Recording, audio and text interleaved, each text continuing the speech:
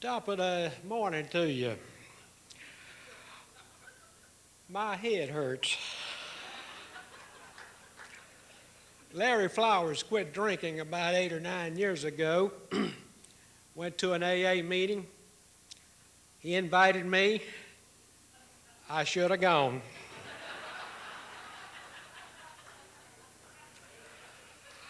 I'm going to quit drinking as soon as this damn Field Force Challenge is over and we raise that $10 million. I really don't have much material this morning, but I do have a case of gas. Well, I don't have that anymore.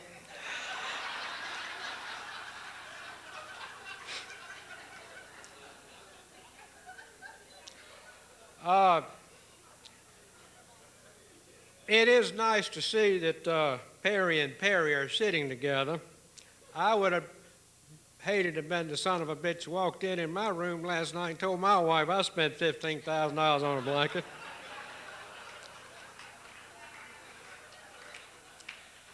I wouldn't even be in the same hotel. It has been brought to my attention that Shelby, I didn't know he was a writer, but he has just come out with a new book called 100 Ways to Miss a Meeting.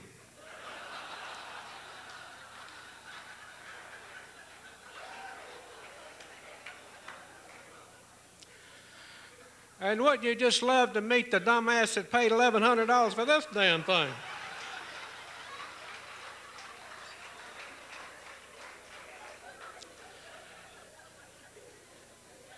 I drive an old Mercedes and I thought it was a part of my windshield wiper, so I bought it. Thank God they didn't come out later and put the chair up for auction. Ain't no telling what the fool would have paid for.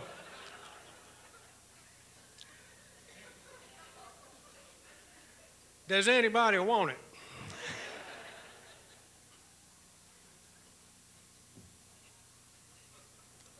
Mark, I want to thank you for the magic trick you did yesterday. I see now why you didn't make quota last year. You was practicing your tricks. But your 30-minute performance did give the rest of the SSCs time to spell recruiting. And the reason we had problems was Lee and Abby said you didn't put a G in it.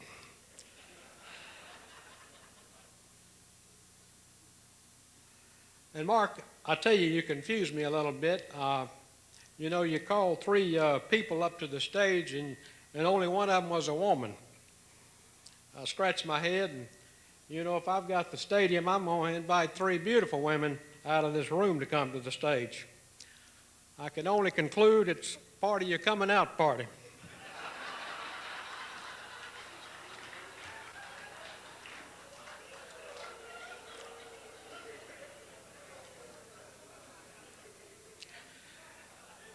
And I would like to take this opportunity to welcome Mr. Paul Amos to the state sales coordinator team. I understand he's a graduate of Duck University. How many of you in the room have children that you would like to follow your footsteps and go into the Aflac business? Can I see your hands? Yeah, just look at that, unbelievable.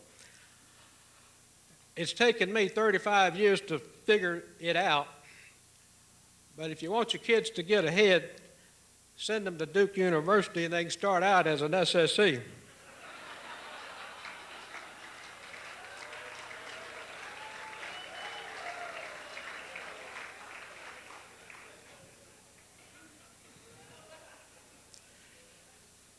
I'm thinking about telling my brother about that program.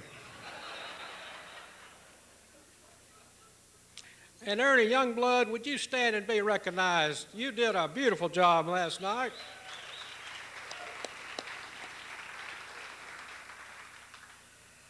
I'm going to put your young ass up for captain. You know, Ernie had us do a little exercise last night, had us all turn to the right and then pick each other's pocket. Stan was in front of me, and all I got was a pair of panties. And Stan, you can pick them up at the conclusion of the program.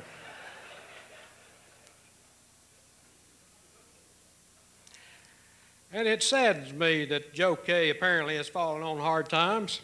He got the bid up to $2,000 on the Mozart piece, and I was going to try to run it up a little bit and got it up to $2,100, and he bailed out on me. I don't need the damn thing, so Joe, if you'll come up and take this thing off my hand, I'd appreciate it. It'll help my flight back home.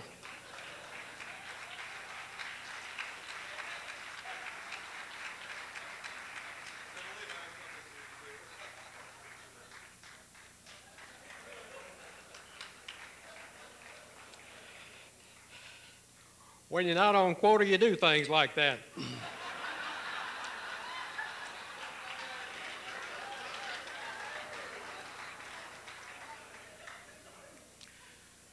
How many RSCs would like to be an SSC?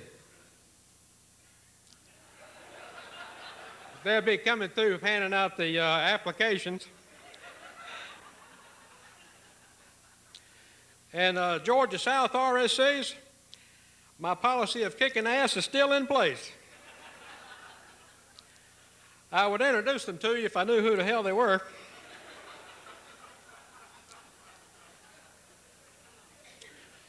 And let me just share some thoughts with you about public speaking that I learned a long time ago. A professor of mine taught me that about 25% of the audience retains about 20% of the speech. About 20% retain about 10%, and it goes on and on, but 51% of the audience is having a sexual fantasy. I never had much trouble speaking after that, knowing that at least half of y'all were having a good time.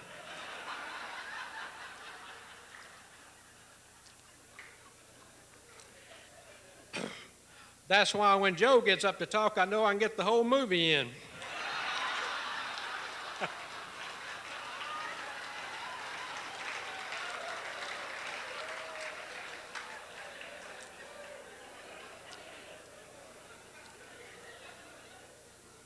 And Joe thinks he's doing a good job when everybody's smiling back, but they just having a good time, Joe.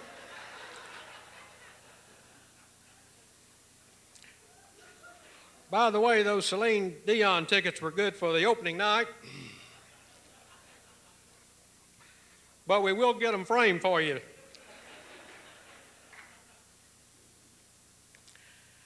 And last but not least, I want to just encourage you as the captain. I've seen the numbers, and we suck.